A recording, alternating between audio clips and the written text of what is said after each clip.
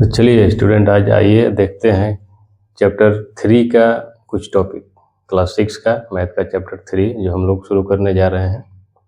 तो उसमें चैप्टर 3 में आपका क्या है, फर्स्ट टॉपिक है जैसे फैक्टर, गुणनखंड और दूसरा गुणज।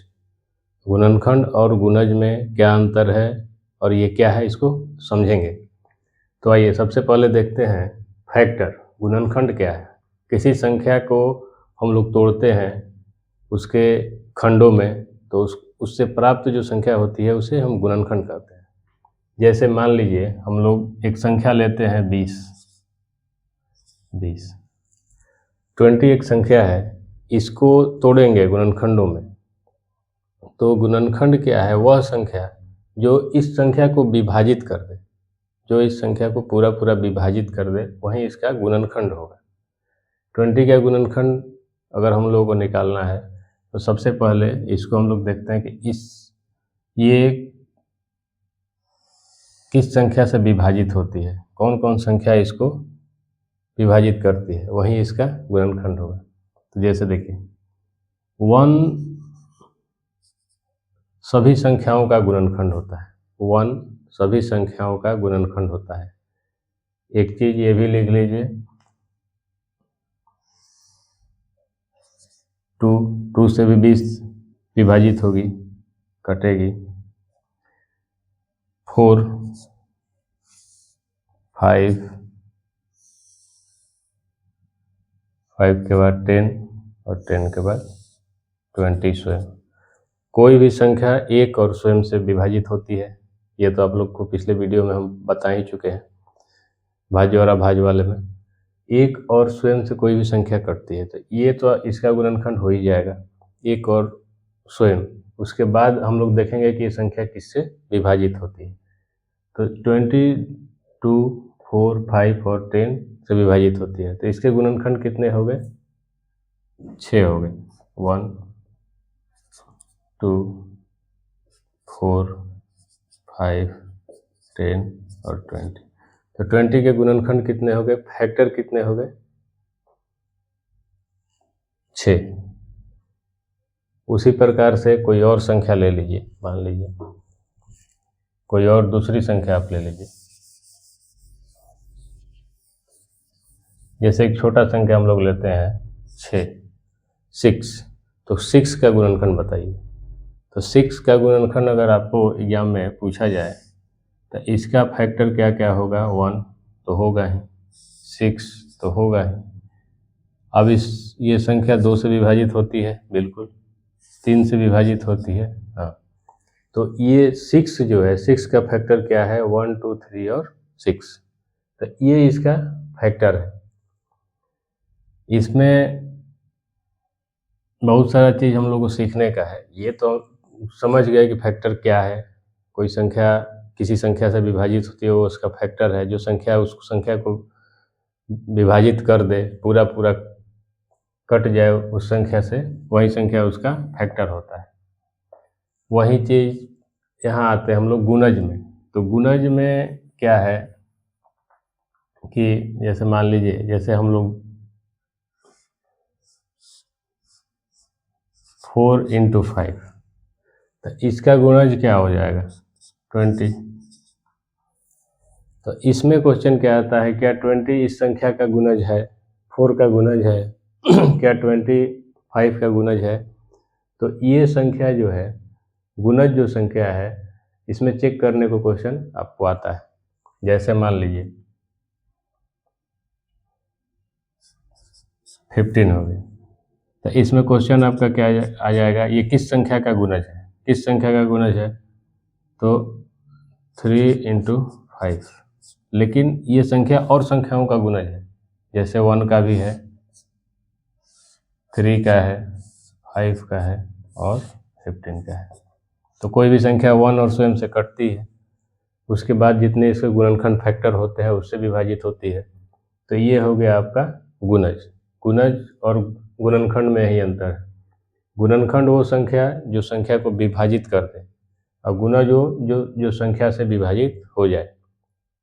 गुणनखंड छोटा होता है, उस संख्या को तोड़ के गुणनखंड प्राप्त किया जाता है, और गुणनखंड उस संख्या को बड़ा होता है और उस संख्या से मल्टीपल करके उसका संयोग करके बनाया जाता है, वो आपका गुणज होता है, मल्टीपल होता है।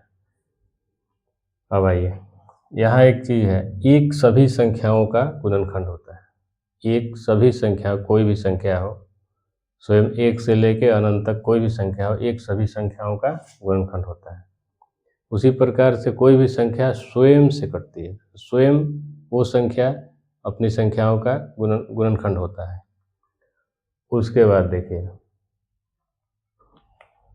अब इसको हम लोग, ये तो आपको समझ में आ गया, 6 और 26 का गुणनखंड, ये संख्याएं जो इसको विभाजित कर दे, और 20 में जैसे 4 और 5 का गुणज क्या होगा, 20 होगा, तो 4 और 5 इसके गुणनखंड है, और इसके गुणज क्या है, 20। 3 और 5 का गुणज क्या है, 15 है, इसमें इसके गुणनखंड क्या है, 1, 3, 5 और 15। तो ये चीज़ आप लोग समझ लीजिए।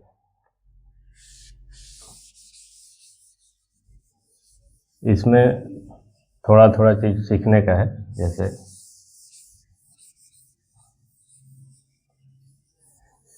देखिए, इसमें क्वेश्चन किस प्रकार से आता है। मान लीजिए कोई संख्या है आपका 30, तो 30 का गुणनखंड में क्वेश्चन आएगा कि 30 का कौन सा गुणनखंड है जो सम संख्या है। जैसे 30 का गुणनखंड आप निकालिए, 30 का गुणनखंड कितना है, 1, 2, 3, 5, 6, 10, 15 और 30। तो इसमें क्वेश्चन अनेकों प्रकार का आता है। क्वेश्चन में देखिए क्या आता है। क्वेश्चन मान लीजिए यहाँ पूछे कि इस 30 का गुणनखंड कितनी वैसी संख्या है जो सम संख्या है। तो सम संख्या आप जानते हैं कि जो संख्या 2 या 2 से कट जाए, जो संख्या 2 हो या 2 से विभाजित हो जाए। तो देखिए, इसका कितनी ऐसी संख्याएं हैं जो सम संख्याएं हैं। तो इसमें देखिए, 2 सम संख्या है, 6 सम संख्या है, 10 सम संख्या है और 30 सम संख्या है। तो कितनी ऐसी संख्याएं हैं जो सम संख्या है, तो 4 सम संख्या।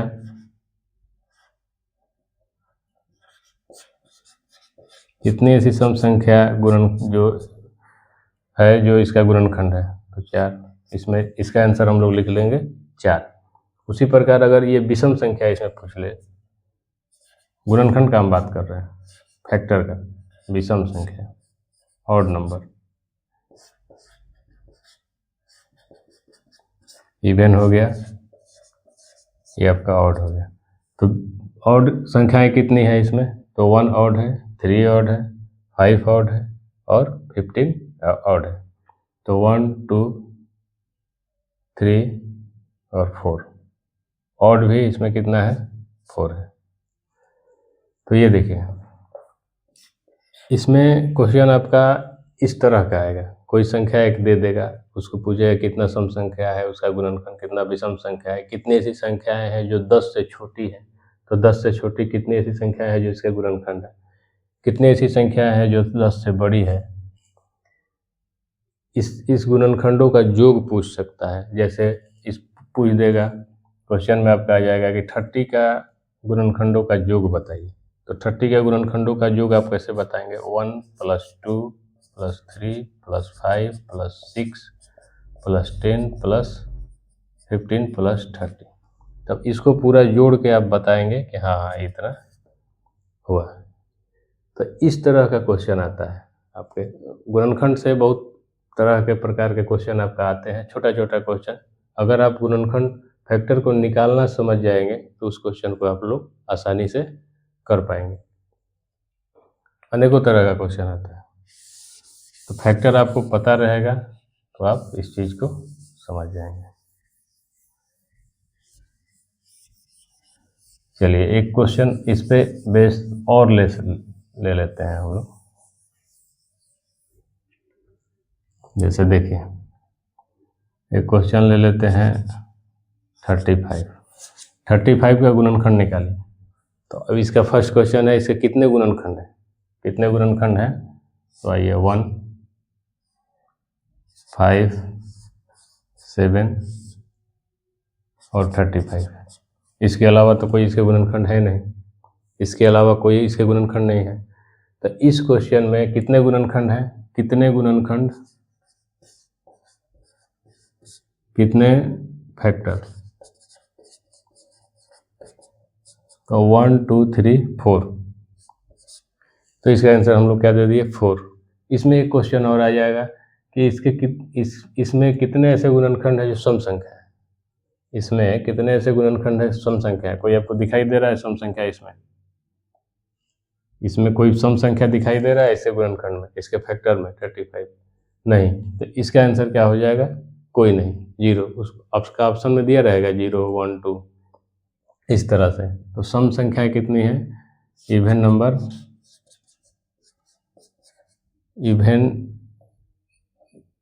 नंबर गुणनखंड इसके कितने हैं, 0।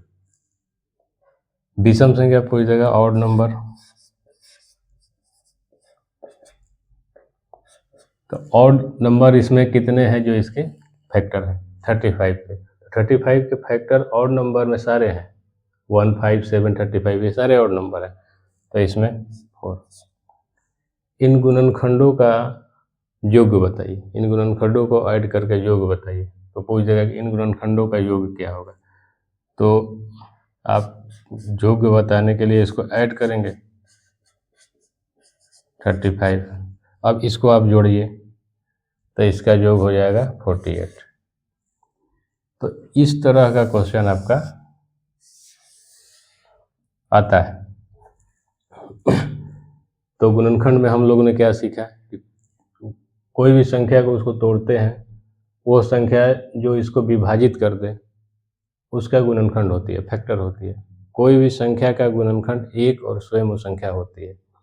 किसी भी संख्या से बड़ी संख्या उसका गुणनखंड नहीं हो सकती है, कोई भी संख्या हो। 35 है तो 35 से बड़ी संख्या उसका गुणनखंड नहीं हो सकती।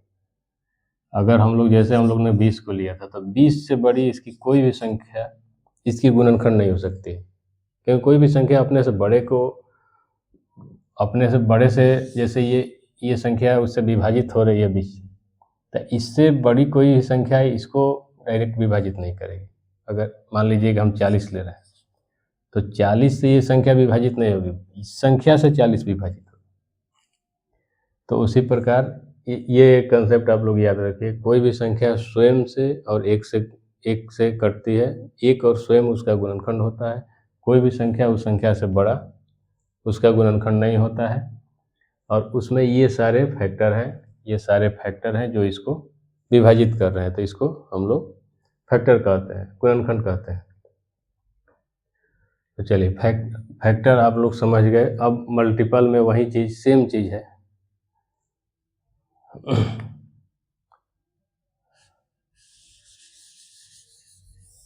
मल्टीपल गुणज में आपका, जैसे मान लीजिए हम लोग लिए थे 20 ही ले लीजिए, 20 में 4 × 5, तो इसके गुणज फैक्टर तो हम लोग यहाँ निकाल लिए। जैसे मान लीजिए इसमें पूछ देगा आपका कि 4 का प्रथम 5 मल्टीपल लिखिए गुणज। 4 का प्रथम 5 मल्टीपल गुणज, तो क्या होगा, इसमें गुणज वह संख्या है जो उस संख्या से कट जाए, इस संख्या से कट जाए, विभाजित हो जाए। तो 4 का पहला गुणज क्या है, पहला मल्टीपल क्या है 4, दूसरा मल्टीपल क्या है 8, तीसरा मल्टीपल क्या है 12, चौथा मल्टीपल क्या है 16 और पांचवा 20। अब इसमें भी क्वेश्चन इसी तरह का बनता है कि पहले मल्टीपल का योग निकालिए, बड़ा से बड़ा प्रथम 5 गुणजों में सबसे बड़ा कौन है। तो पहले मल्टीपल का योग निकालने के लिए बोलेगा तो आप लोग क्या करेंगे, 4 + 8 + 12 + 16 + 20। तो ये आपका 5 के पहले 4 के पहले 5 गुणजों का योग है। उसी प्रकार से इसमें सबसे प्रथम 5 गुणजों में पहला सबसे बड़ा गुणज 20, सबसे छोटा गुणज तो संख्या स्वयं होती है। तो इसी प्रकार हम लोग गुणज निकालते हैं। गुणज में गुणनखंड किसी भी संख्या का गुणनखंड सीमित है। किसी भी संख्या का, जैसे हम लोग 35 का निकाले तो इसके गुणनखंड 4 ही हैं, 4 के अलावा इसके पांचवा कोई गुणनखंड नहीं। लेकिन किसी भी संख्या का गुणज मल्टीपल असीमित है। इसका 5 हम लोग निकाल लिए, 6, 7, 8, 9 में इसका अंत नहीं है। हर बार 4 से गुना कर दीजिए, वो संख्या आपका इसका गुणज हो जाएगी। तो गुणनखंड किसी भी संख्या के सीमित है, गुणज किसी भी संख्या के असीमित है, इनफाइनाइट है। तो ये चीज़ आप लोग याद रखें। अब आइए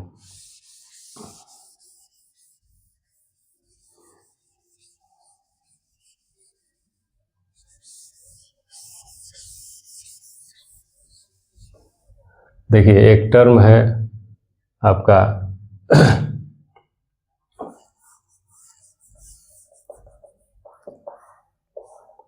एक संख्या लेते हैं, पहले आप लोग समझ लीजिए।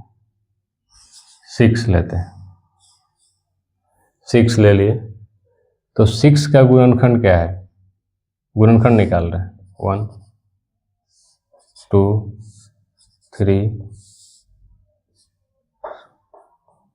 और 6। 6 का गुणनखंड क्या है? 1, 2, 3 और 6। इस संख्या को जोड़िए आप, 1 + 2 + 3 + 6। तो ये संख्या कितना हो रहा है? 12। किसी भी संख्या का, इससे क्या निकला? किसी भी संख्या का अगर गुणनखंडों का योग उसके दुगना है तो वो क्या है? संपूर्ण गुणज है, संपूर्ण मल्टीपल है। इस संख्या को क्या बोलते हैं? संपूर्ण मल्टीपल। संपूर्ण लिखिए या पूर्ण लिखिए, ये क्वेश्चन आपका आता है।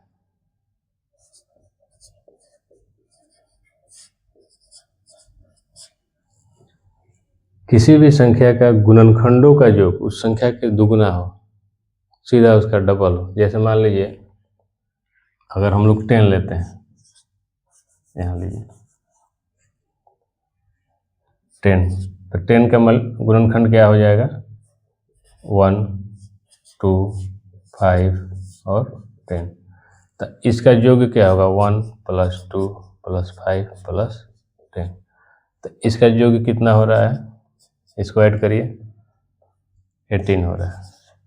तो क्या ये संख्या का दुगना है? नहीं है। तो ये संख्या इस संख्या का दुगना नहीं है, इसके गुणनखंडों का योग अगर दुगना नहीं है तो ये संख्या संपूर्ण गुणज नहीं है। उसी प्रकार से कोई एक संख्या आप लेके चेक कर सकते हैं, ये क्वेश्चन आपका आता है। तो ठीक है, इसमें एक संख्या और ले लेते हैं और एक उदाहरण के तौर पे, एग्जाम्पल के तौर पे आपको हम बता देते हैं। जैसे मान लीजिए 28 के गुणनखंडों को निकालिए, 1, 2, 4, 7, 14 और 28। अब ये इसके गुणनखंड हो गए। इस गुणनखंड को जोड़िए, 1 + 2 + 4 + 7 + 14 + 28। इसका योग आप निकालिए, जोड़िएगा तो इसका आएगा 56। तो ये संख्या जो इसके गुणनखंडों का योग है, इस संख्या का क्या है? दुगना है। ये 56 इसका जो योग आया, ये इसका क्या है? 2 गुना है। तो इसको क्या बोलते हैं? संपूर्ण गुणज। तो चलिए, फैक्टर और गुणज में इतना ही था। इस पे बेस हम लोग क्वेश्चन भी करेंगे आने वाले वीडियो में। आपका सारे क्वेश्चन हम लोग करेंगे। तो फिर से मिलेंगे अगले वीडियो में। अगर वीडियो पसंद आया तो लाइक करिए, सब्सक्राइब करिए। Thank you.